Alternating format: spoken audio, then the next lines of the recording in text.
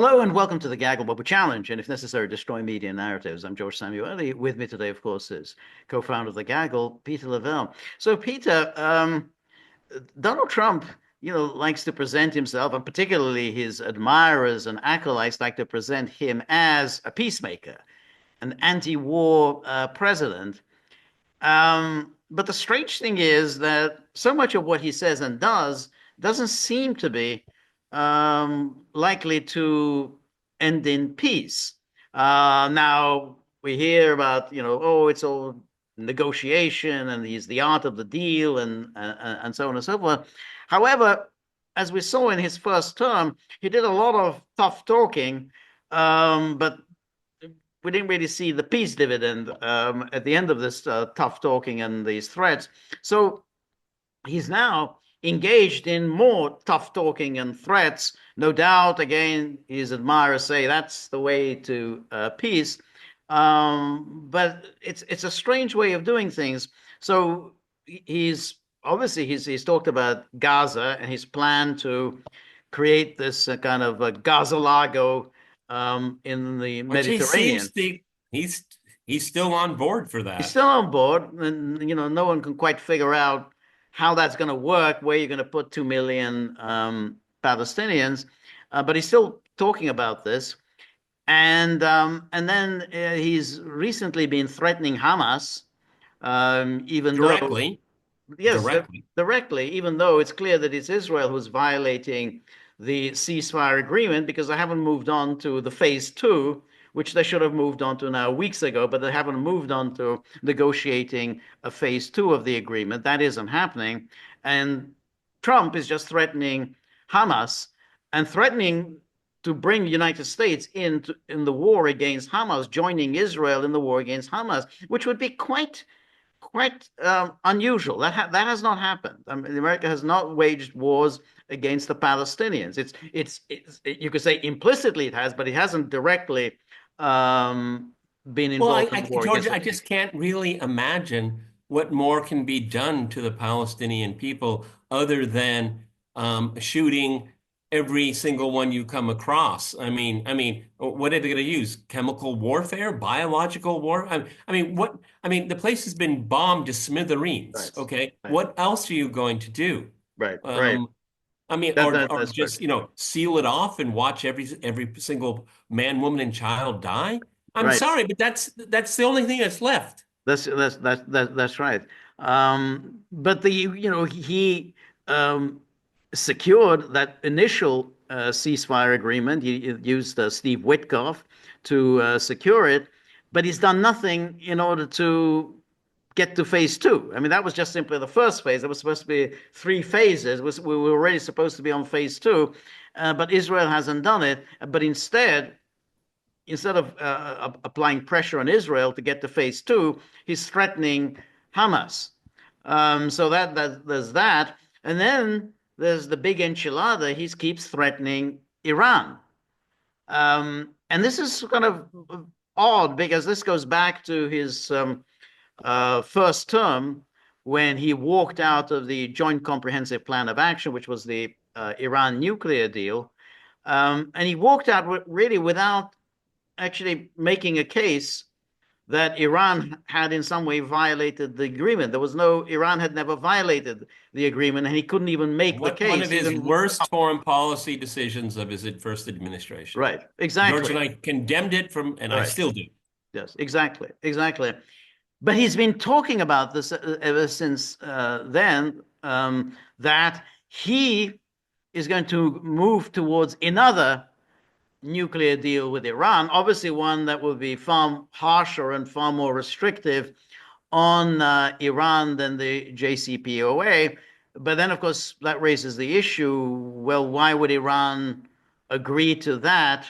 When you Um, walked away from the yeah, first, exactly. You walked away from the previous agreement, and we don't know who's going to come after Trump, and so they could walk away from this agreement as well, and so, but he nonetheless, and which is another aspect of it, which is that first of all, Trump is saying, "Oh, Iran mustn't have nuclear weapons." Again, no one's been able to present any evidence that Iran is developing nuclear weapons. But there's also all the other things that Trump and the Americans have wanted from Iran, such as its ballistic missile program, which wasn't part of the JCPOA, and its region that it should stop helping its allies in the region, which again it seems to be like a separate issue. But doubtless Trump would like to do it. But anyway, so let's just look at what, and Trump is now starting to sound very belligerent on Iran. So again, Trump is he hasn't secured anything on Ukraine. I mean, we talked a lot about Ukraine, but we've got to keep in mind he hasn't actually. There's no deal on the table in Ukraine. But so without having secured that, he's now moving on to other things such as Gaza and Iran. George, before you start, Mhm. just kind of a broad question here, because it's something that's kind of lurking in the back of my mind. His whole Ukraine gambit is an anomaly. Everything else is a continuity. Do you get that feeling? I do get that feeling. I mean, I do think he wants the war in Ukraine to come to an end. I mean, I think he does want to do that. I don't think he has any idea how he's going to do it. I think he just he just talks, well, I just want to cease fire. You know then that's that. But on everything else, he continues very much with with that, for want of a better term, neocon worldview. Yeah, But the neocon worldview, but I hate to surprise everyone, but the same neocon worldview on steroids. I mean, the United States potentially could get in directly involved in the Israeli-Palestine conflict. right, I mean, that is just, I mean, I think for most neocons before the election result was said, well, we'd like it, but I right, mean, I want a condominium on Mars too. But right, now these words are uttered, and it's like, right, what? right, Okay. And right, then George is right as we start talking about Iran. I mean, their missile program, right, their foreign policy. right, I mean, right, that's fantastic. I mean, right, that's right. it's almost inconceivable that you would say this is where we want to go, Yes. and expect that the Iran would submit. No, I Okay. don't think so. Exactly. It's truly incredible. I agree. I agree. And so anyway, here's just a couple of stories just in the past couple of days. So this is Politico, and it says here Trump strikes dark tone as he seeks to restart nuclear talks with Iran. We can't let them have a nuclear weapon. Again, Look at, I mean, it just blows fuses in your mind. right. As he seeks to restart nuclear talks, the guy that ended a nuclear deal. I mean, Exactly. that's just incredible. That's exactly right. And And it's a point. quote, we must not let them have a nuclear. That's right. There's no evidence that they're even trying. That's right. I think that's the point the Iranians are making. Why should we come to an agreement with you when you walked out on the last agreement? I mean, I mean, it's fairly obvious. We had an agreement. It was there. It was working. You sabotaged it, and now you're demanding a new agreement. And here we have President Donald Trump said Friday that he's seeking a new agreement with Iran to curb the country's nuclear program, warning ominously of a conflict if a deal can't be reached. The president earlier told Fox News that he sent a letter to Ali Khamenei, Iran's supreme leader, calling for an agreement to replace the one that the Trump administration canceled in May 2018 in favor of what they called a maximum pressure campaign. And we should remember, one of his first acts upon returning to power was to resume the maximum pressure campaign. That was which was basically, sanctions and hitting third countries, if they buy Iranian oil. We're at final moments, Trump said, we can't let them have a nuclear weapon. Who's telling him this? I don't know. That's It's what. not his intelligence community. No, I think maybe it's Jared. Maybe it's Yeah, Jared that. okay. Okay. Yeah. Everyone, the American, I mean, as corrupt and unsavory as the American intelligence community has been for decades, they still can't say with any kind of assurance that this is actually That's right. happening. No, on the contrary, they say that Iran may have had a nuclear program, nuclear weapons program some years ago, but they haven't developed it in years. They gave it up years ago. The White House did not release the letter, and the president did not make it clear whether he was suggesting direct U.S. action was an option in dealing with the threat of a nuclear armed Iran, an issue that has challenged multiple administrations. There'll be some interesting days ahead. That's all I can tell you. We're down to the final strokes with Iran. So, the thing Why? about Trump is this, he says these things. And then the cognoscenti, the people who know about, oh, this is all part of a negotiating ploy. But the problem is a negotiating ploy. Well, what's your next step? I mean, if this isn't going to work, this isn't going to work with Iran. So what are you going to do then? I mean, because they're going to say no to you, and you say, okay, well, I tried. No, I mean, you then have to escalate. I mean, there's no other step. I mean, if he's going to go ahead with it, but just simply threatening Iran, that's not going to achieve anything. Well, this sounds like the madman theory to me. A little bit, Okay. yeah. Again, Trump feels he has the wind to his back. All he has to do is stomp his foot, Yeah, that's what he and he's thinks. going to get what he wants. Well, I'll quote Politico, which I'm loath to do, an issue that has challenged multiple administrations. Right. That's the thing that Iran is used to threats and Yes. bluster from U.S. administrations, and they're used to sanctions. So what are you going to do? And clearly, he is being exceptional in threatening military action. I mean, that's clear. He is threatening military action. That's a serious business. That's a very serious step if America starts getting involved in military action against Iran. And without any need for it. I mean, it's like, it's like, oh, well, we need to take military action in order to Well, stop your nuclear weapons program. okay. What nuclear weapons program? What nuclear weapon? And again, let's give some context here. The government in Syria is no longer controlled by Assad. No, Hezbollah is on the back foot right, in Lebanon, is actually having to have to right, deal in a much more serious way than it has for decades right, in dealing with the civil authorities in Lebanon, right, which is, of course, what the United States and the West have wanted for right, decades. right. Yemen is not firing on ships in the Red Sea. I mean, Donald Trump, what's the imperative Right, here? none whatever. And so later, Trump added that he was interested in peace with Iran. Hopefully, we can have a peace deal, he said.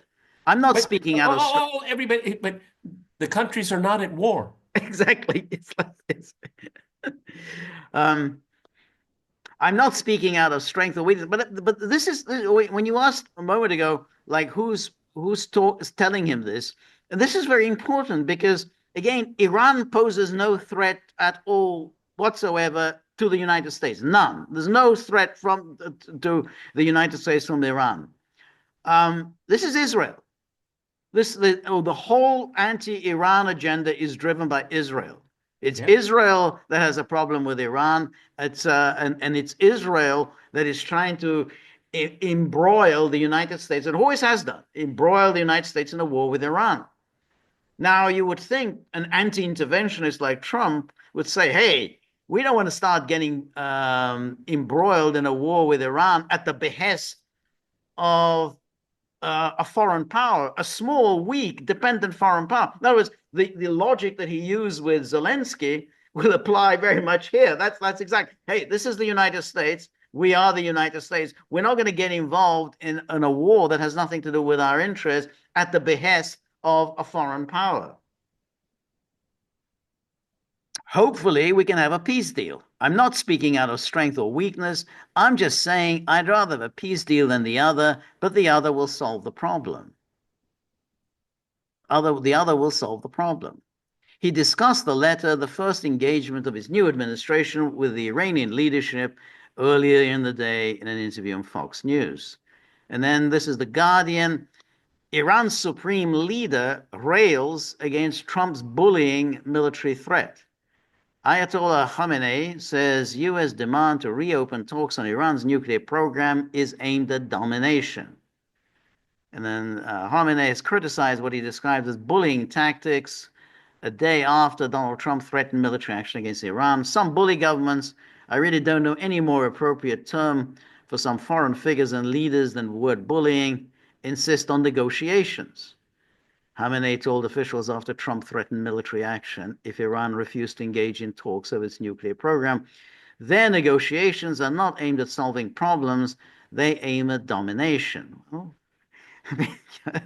um, Hard to disagree with that. that's right. Khamenei said on Saturday that bullying powers aim to assert their own expectations.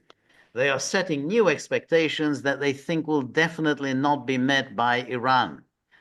And then Iran said it has not received a letter from Trump. We have heard of it, but we haven't received anything.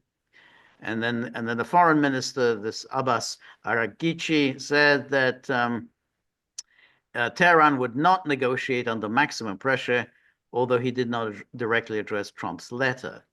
And then Tehran has in recent months engaged in diplomatic efforts with three European countries, Britain, France, and Germany, aimed at resolving issues surrounding its nuclear ambitions.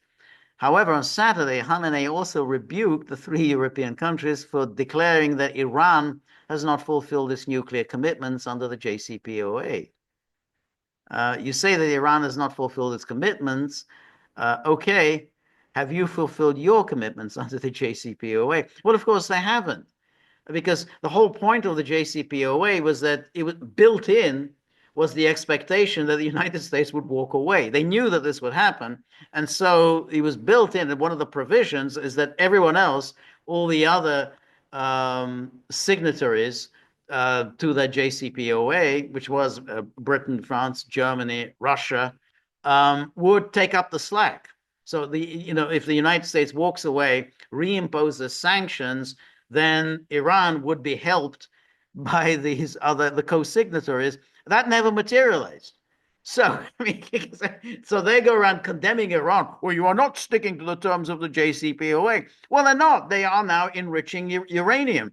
But why wouldn't they? The deal, it doesn't exist anymore. So they're not bound by a deal that you already have walked away from. I mean, that's an obvious kind of contract law. If you've walked away from a contract, the other party, the contract, isn't obligated to observe the contract. And then, so here, France 24, Trump proposes nuclear talks with Iran in a letter to its supreme leader. Here, this is U.S. President Donald Trump said Friday that he has written to Iran pressing for talks on preventing development of nuclear weapons and warning it faces possible military action if not.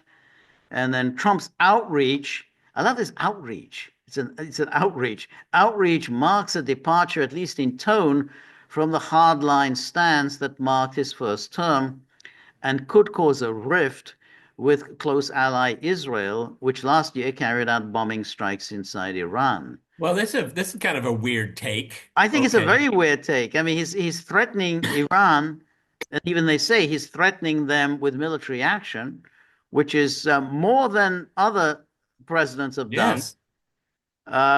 Trump said he wrote a letter to Iran Supreme Leader Ayatollah Khamenei, telling them that a negotiating solution will be a lot better for Iran. I've written them a letter saying, I hope you're going to negotiate, because if we have to go in militarily, it's going to be a terrible thing for them.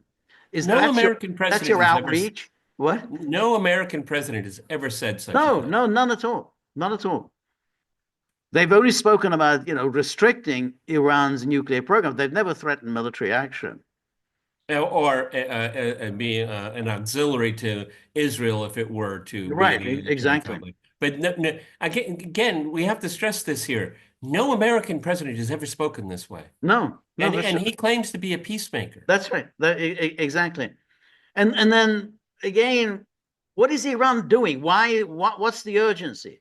I mean, why are you suddenly making this into an issue? You're going on Fox News, Maria Bartiromo, and you're talking about Iran and issuing these threats against Iran.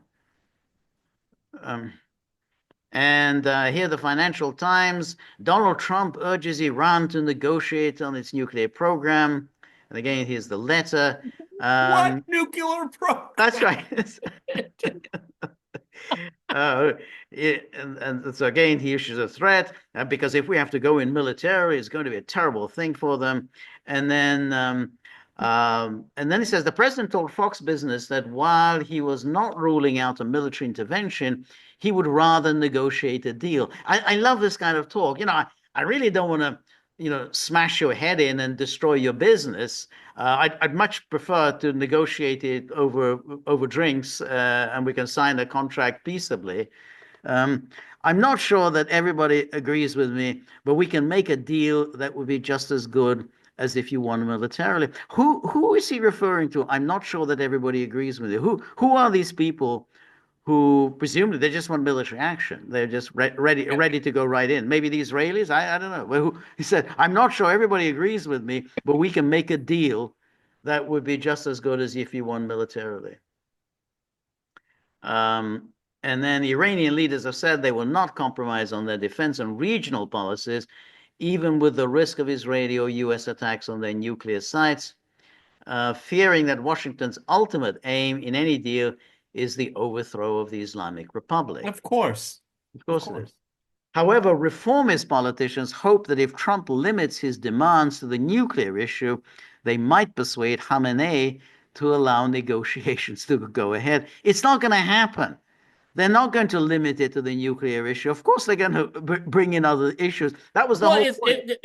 actually, George, it's just a reverse. This is just about Iran's involvement in the region and its own defensive capacity. It has nothing to do with their nuclear program. Exactly. This is a Exactly. canard. This is That's an right. absolute canard. This is it's absurd on its That's it. face. That's exactly right. That's why Trump started, campaigning against the JCPOA. He knew it was working. He knew there was no evidence. He saw the reports, the intelligence reports. There is no nuclear weapons program. He saw that.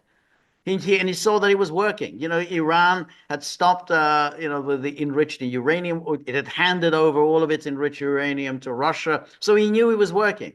Why did he pursue this? Precisely because it's Iran's regional issues that they wanted to get at. This is all about Israel, and maybe the Yes, conduit is Jared. I tend to think that Israeli officials have a direct line to the White House. Okay, yes, so yes. That's right. I guess what it really angers me is just the complete absurdity and dishonesty that these publications, Right. I That's right. mean, anyone, with any kind of wits will say this, it's not about their nuclear That's right. program. Okay. It's about everything But else. it's also interesting when Trump does this, he gets a pretty good meat press. They're quite, they're writing about it in a very dispassionate way. They don't have any issue with that. When Trump talks about imposing tariffs, my God, tariffs, they get hysterical about tariffs. When Trump talks about cleaning out the federal bureaucracy, they get hysterical about that. But here he's planning a war, and they're good, they're happy, that sounds fine. Um, and then here Well, the it's interesting that Trump's getting a lot of good press from outlets that usually don't give it to him that's right, yeah. So when you threaten when war, it comes to war. when it's without war, suddenly they like you. Even MSNBC seems to quite like you when he was bombing Syria back in also 2016, 2017, 2018. Suddenly MSNBC was giving him a good press. So here's Khamenei. These are tweets he sent out. Europeans didn't adhere to their commitments from the very first day. After the US withdrew, they promised to compensate in some way. They broke their promise, then they said something else and broke their second promise as well. Truly, there's a limit to how shameless one can be. No, there's no limit to how shameless one can be. That's I have to admit uh, the um, the great leader of Iran. He's really kind of learned to write tweets. Okay. Yes, I'm sure he doesn't write it himself. Yeah. Yeah. Okay. Yeah. I But mean, he looks quite avant-garde when it comes to this yeah, media. that's right. With the ampersands and Yeah. that's right. Yeah, yeah. Um, I mean, I'm expecting an LOL at the Yeah. end. No emojis though. That's right. Yes. Three European countries issue statements claiming that Iran hasn't fulfilled its nuclear commitments under the JCPOA. Someone from this side should ask them, have you fulfilled yours? Question mark, exclamation. Have you fulfilled yours? Exactly. For coercive governments, negotiations are a means to impose new demands. Iran will definitely not fulfill these new demands. And then they make new demands regarding the country's defense capabilities and international capabilities. Yeah, you're right. It's got the ampersand and the international. It doesn't write it all out. International capabilities, telling us not to do this, not to meet this person, not to go there, not to produce this, and to limit the range of our missiles to a certain extent. How can anyone accept such things? Sovereignty. Imagine, the sovereignty. I think you remember Ukraine. Ukraine has to have sovereignty. Ukraine has to absolutely freedom as to what weapons it has, what missiles it has, what military alliances it joins. Absolutely. There's to be no restrictions on Ukraine's sovereignty. But apparently, Iran does not have freedom to make its own decisions. How many again? Some coercive governments insist on negotiations. Such negotiations aren't aimed at solving issues. Their aim is to exert their dominance and impose what they want. Yeah, I mean that's true. Now the thing is that we have to ask, where is Trump going with this? I mean, where's this going to end up? I mean, is this just going to be throwing this out there and he's going to move on to something else? And but because he's now issuing these threats, and when you issue threats, you kind of have to move forward on that. Otherwise, you kind of look weak and stupid if you don't follow up on the Well, threat. he's opining on Iran, but I haven't seen him opining too much on Israel fulfilling its No, no, agreements to the ceasefire. You see, again, it's a sleight of hand, okay? And because he's talking about Iran, that it's implicitly in favor of Israel. So, I mean, I mean, again, it's exasperating. Maybe, George, he sees intelligence that nobody else sees, okay? well, he probably does. Yeah, well, I mean, but again, like I said, Hezbollah's on the back foot. Right. Yemen isn't firing missiles. The Assad government is gone. I mean, what's not to like from your What's not to like? perspective, Exactly. Donald Trump? That's right. That's right. And it does raise the issue, which I don't fully understand. I have not really understood that what does he care about Israel now? I mean, I can see why he cared about Israel during his first term, but now, I mean, Israel doesn't really do anything for him. I mean, it's a dependency. It's just a constant headaches, like this thing with Gaza. It's a problem. Again, the ceasefire talks have broken down. It's again over and over again. So why is he doing this for Israel? What does he need it for? He doesn't. I mean, in terms of his investments, he has more investments in the Gulf, in the Arab world. Well, George, as it is often the case on this podcast, we have better questions than answers. Okay. I mean, it's part of American political culture DNA. You can't think, you can't question, you can't step back. I mean, I understand the politicking when it comes to elections. Okay, yeah, I got my Right. coffers are full of money. Yep. Okay, from these Right. Israeli firster donors. Right. Okay, okay, I get that. That's called Right. politics. I think it should Right. be changed, but that's the where we are Right. right now. He's a lame duck. He was a lame duck the day he was inaugurated president. Yep. So what is it that the lobby is so powerful that it will obstruct his domestic agenda? I don't know. I I, don't know. and Okay. again, Does he fear an array of forces that will stop him in his tracks? I mean, even threaten him? I don't know. I mean, and maybe it isn't knowable because we're trying to understand something. And right. a lot of this, unfortunately, goes into the irrational. You Right. can't argue with these people. Yes. You can't debate with these people. Exactly. You really can't. He could very easily come to an agreement with Iran, Yes. sign a deal. And Particularly since the Iranians have made it very clear at I remember specifically, but towards the end of the campaign, sending out feelers, okay? I mean, what was it? Max Blumenthal, his wife, and a few other people met at that time Iran's newly elected president. He came as a peacemaker. right. That's He right. wanted dialogue. That's right. That's Okay. right. Again, what's the predicate? Everyone, anyone, tell us what's the predicate? Right. Outside of Israel wants to solve all problems. Right. They see they have this Trump guy. Yes. Trump's very amenable to them. Right. We want to solve all our problems at the same time. Right. And Right. we But may not, and with that kind of apocalyptic mindset, that's how you do act. Okay. right. Scoop up as much of Syria as you can. Okay. Right. We have a sympathetic president, and they're all been very sympathetic. Trump is overly sympathetic. Maybe we can get him on this caper too. Maybe that's it. Well, that's it. But that's why it's so surprising because Trump is the president. He's the president of the United States. That's Israel. Israel is just a little country, population of 9 million, very dependent on the United States. Now, if you have some emotional, religious, messianic commitment to Israel, that's one thing. But he doesn't have that. He's just a New York businessman. He's interested in making money, the ego, and Nobel Peace Prize, the greatest president there's ever been. That's what he's interested in. So what does he care about Israel? And oh, his son-in-law. What does he care about his son-in-law? He's just an incompetent businessman, Jared. I mean, he's not like Trump. Trump is a big successful businessman. Jared isn't a successful businessman. So none of it just makes any sense. He's getting himself into a completely unnecessary conflict. And we can't just figure out what's driving this. At least with Ukraine, we can see what he wants to end it. Okay, he doesn't know how he And can because end it, but at least it's he wants to end Biden. it. It's Biden's war too, in It's his mind. Biden's war, exactly. All right. Okay. I Yeah.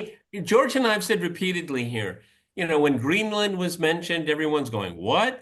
Actually, I understand his whole Greenland thing Yeah. perfectly clear. Panama, I totally get it. Okay. Right. Exactly. I mean, am I for it? That's a different question, but I can Right. understand why he's going there. It's this support of Israel, this animosity towards Iran. I Right. mean, I was brought up on the hatred of Iran milk. We all were. We all were. We don't know why. Right. The hostage. Oh, the Right. hostage. The hostages. Yeah. Yeah. Yeah. That's right. Yeah. No, all of that. But he doesn't share any of that. I mean, he's not part of the foreign policy elite. He has no nostalgia for the days of the Shah. So this is an issue precisely where he could come in with a fresh pair of eyes and say, why the hell are we involved in this conflict with Iran? And of course, the answer is, well, Israel. Okay, Israel. But why then are you doing this? You're the president of the United States. Why are you, uh, attaching the fate of the United States to Israel? Well, George, let's put it into today's context. Trump is blowing a fuse every other day, wanting the Russians and the Ukrainians to sit down. Right. Okay, why doesn't he do the same thing with Israel and Yeah, Iran? that's right. That's right. That's right. Right. Well, what's it to him? Right. That's right. And What's I it think to him? that was a very interesting, precise, and I think others have noted. I think Max Blumenthal noted that, well, that dressing down they gave to Zelensky, he could do the same thing to Netanyahu, exactly the same dressing down. Don't start threatening me with, oh, Islamic extremism, your country will succumb to jihad. Don't tell me about what's going to happen in America. You don't have all that many cards to play. We hold all the cards. He could say all of that and more to Netanyahu. But somehow this Israel holds this special thing. And again, it just shows lack of imagination on his part. I mean, you thought that he And would what have it more does, George, imagination than this. you know, we, you know, you're an avid follower of American presidential politics and presidency, the clock is ticking on Yep. him. Yep. It is. Okay, and you want it to be absorbed by these periphery issues? Yep. Really? Yeah. Yeah. Uh, and the recent economic data that's coming out of the United States is not good. No Is good. No, not no, good. it's not good. No, not good. And that's a problem for him because that's what his reputation is based It's on. Hey, all about. I'm good for business. I'm a successful businessman. So if the economic data are not good, that's a serious blow for him and his whole reputation. So yeah, Again, I want to believe that he believes that he's a peacemaker. So you want to employ the madman theory, and you think the Iranians are going to cave because Donald Trump said so? yeah, You know, yeah. I And he mean, keeps them. in the old days, in New York real estate, you could make some threats, you could stomp your foot, there's a Right. lot of things you can do, okay? Um, these are issues of war and peace. These are This who is worship different. praise. If he starts lobbing missiles at Iran. I don't know if he's going to do that, but if he starts, I think that'll also be a sign that his presidency is coming to a very swift and undignified conclusion. Like the George W. Bush. I mean, the George W. Bush presidency unraveled in a humiliating, completely undignified way, which is why George W. Bush. No one wants to remember him other than as a painful memory. But that's what happened to him, and his reputation will never recover. He will always go down as a disastrous president. And I think the same thing will happen with Biden, a disastrous president. Oh yeah, Does, for does Trump sure. want to go down that path? Well, it begs the question. I remember asking this a few years ago, talking about the American presidency. Is a successful presidency possible today? And I think that's a valid question because if you remain wedded to these foreign policy pieties, then disaster is baked in. Yeah. Okay. I mean, George is absolutely right. Fresh eyes. I Right. mean, Donald Trump is saying that's what Biden did, Right.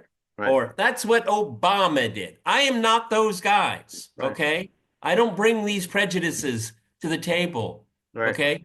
It's the administration is only weeks old. You Right. say it's impossible to come to a deal with Iran. Well, let's just test it. Why not? What do we got to lose? Right. Do what you did with Iran, what you did with North Korea, which I have always will Right. commend Donald Trump to going to Right. Korea, shaking the hand.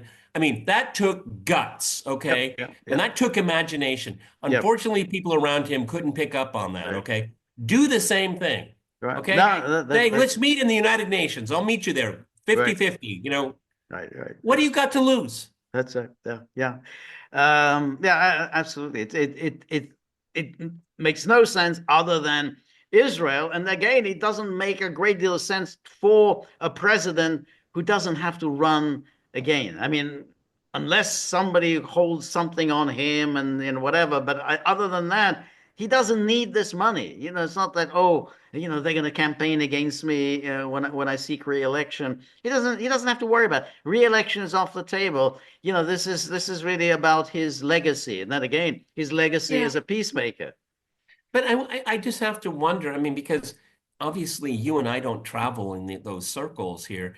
I mean, if every single person you come across is a Zionist, a Christian Zionist, a Right, Zionist, right, if is that, it's like fish saying, "How's the water?" I right, mean, if that's what you're surrounded all right, the right. time with, and no one questions it, I guess that's how you end up in this situation. I guess so. That's I, true. It is an interesting issue. I mean, who would present a halfway supportive of Iran's position around Trump? I wouldn't have thought so. Back in the Obama days, I think people were supporting the JCPOA, but that was then, and I think it was more or less about Obama. They just like, if Obama's for it, then we're for it. But now, I don't read anywhere And he was saying, hey, look, the Iranians, they're not unreasonable. I think you could come to an agreement with them. They're pretty solid people. There's none of that. This is somewhere where Trump actually enjoys a measure of support. Good. You got to crack down on Iran. It makes no sense. And if he does go down this path of shooting war, that's going to be a real serious problem for America. The magnitude of that is that it will, let's just say parenthetically, it happens this summer. Okay, just out of the blue. That will dictate the remainder of his Yeah, presidency. The right. the the fallout of Yep, that will right. be dealt. George and I are talking about this horrendous regime in Syria. I mean, that's awful. What's happening there? Another ethnic cleansing is happening, Yep, and now you want to right. back Israel, attack on Iran. I mean, that cleanup operation will be for the rest of my life. Yeah, yeah, yeah. No, that's right. And after what you've seen, how disastrous Biden was, but the thing about Trump is that he has these strange idea fixes, and he can't get rid of them. It's like he on and on and on he repeats, "Oh, I almost came to a deal with Iran." Before the election was stolen from me in 2020. I was on the brink of signing a great new deal with Iran. He's obsessed with that. I haven't seen any evidence that anyone came close to some kind of a replacement for the JCPOA. There's no evidence of that. I mean, It's news to but me. he just keeps repeating It's this. news to me. Yeah, yeah, but I have no idea what he's talking no, about. no, and he said, I mean, he goes, oh yeah, we had a meeting. There was a meeting scheduled in New York, and we were going to, there was nothing. There was no meeting scheduled in New York, but he's absolutely convinced of this. And it's like, I mean, like it's everything else with Ukraine, and so, oh, it wouldn't have happened had I been president because the Russians knew how tough I was. It's dumb, but he's convinced of this. He keeps repeating this nonsense. Wouldn't have happened because Putin was afraid of me. Well, on a lighter note, Keith Kellogg came out. I don't know if it was meant to be levity or not, but I guess the question was, well, President-elect Trump said he would end the Ukraine conflict in 24 hours. And apparently, Keith Kellogg said he didn't mention the day. He actually said that. That's not bad. That's pretty good. He didn't say which day. That's it. That's good. That's good. Yeah, when that 24 hours was going to Well, be. I don't know. I have to wonder if he was fed that line because he doesn't strike me as all No, that exactly. He's not a quick wit. So that's a good one. say which day. Anyway, um, let sleeping dogs lie. I mean, Exactly. that's why now all of this belligerence. And again, to stress here, and we'll end it here, is that what he said about armed conflict with Iran, no American president has ever No, no, verbalized. no, no, no, no, It not was it was always kind of implicit, right. but this is very overt. Yes, yes, yeah. And the peculiarity again is the ostensible cause, which is nuclear weapons program, which Iran doesn't have. But of course, it's about Iran's regional ambitions. But you can't go around starting wars with countries because you don't like their regional ambitions. I mean, they're regional and they're ambitious, Well, and therefore particularly countries have regional ambitions and particularly since the United States is not in that region. in that region. Exactly. So what do you care about what their ambitions are in the region? You can't stop countries from being ambitious. It's kind of it's built in to their DNA. Hey, it's a tough neighborhood. The Turks have ambitions, the Right. Israelis have ambitions. The Yeah. ambitions of the Egyptians and the Jordanians and the rest is just merely to survive. Okay, that's their ambition. Right. Okay. Right. Yeah, why are you worried about the ambitions of someone on the other side of the planet? Anyway. Yeah. All right, Yeah. everybody. We got to keep an eye on this, but those words coming out of Trump's mouth are ominous. I have to, Yeah. what else do we have to go with? Okay, that's what he said. He said it. That's right. exactly, exactly. That's right. He didn't have to All do right, it. He everybody. did it. Yeah, exactly. All right, everybody. This is our wrap here on Sunday. Um, uh, Thankfully, because of what is it, the The changing of the clocks, yes, for change works in my advantage. your Okay, advantage. I live in Russia. We don't do this nonsense Right, anymore. but it's like We it's gave up still on it like 15 years ago. exactly. It's still 10 a.m. Eastern time, so there's no change in the time. It's only going to change for Peter. It doesn't change for me, but it will change for Peter. So 10 a.m. Eastern time for our Monday live stream. Please join us. Come with questions, comments, suggestions, ideas, opinions. We like tough questions. We like very challenging questions. So if you have tough questions to put to us, we absolutely love it. So and if you have some coins clinking around, clink, clink, clink, clink, then think about those dogs because that's their favorite sound, the sound of clinking, clinking money. So we're very grateful for all of your help, friendship, and support. The more you're able to donate, the more of these videos we can make, the more we can improve on the technology, and above all, the dogs will be, sweet going into the spring. Spring is an important time of the year for them, so we want to put them in as good a mood as possible. So remember, if you like the gaggle, please like, share, and subscribe. See you soon. Bye bye.